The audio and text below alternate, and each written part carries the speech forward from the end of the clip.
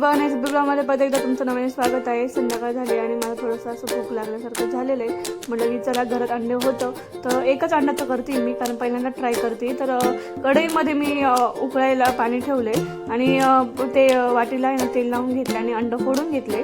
कांदा, टोमॅटो आणि मिरची बारीक बारीक चिरून घेतलेली आहे आणि ते पाणी उकळलेलं म्हणून मग वाटी आपण त्याच्यात ठेवली आणि कांदा, टोमॅटो, मसाले वगैरे, चाट मसाला, हळद वगैरे, मीठ वगैरे सगळं टाकलं आणि पहिल्यांदाच बनवते।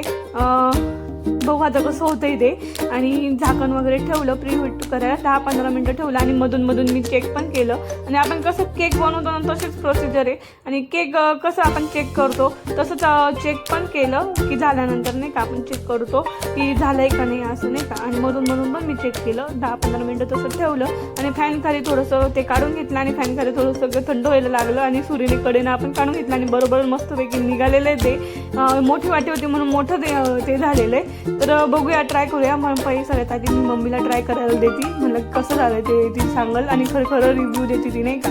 म्हणलं की चला, मग तिला दिलं खायला तर तिला पण खूप आवडलं आणि मी पण खाल्लं तर मला पण खूप आवडलं। तुम्ही नक्की घरी ट्राय करून बघा।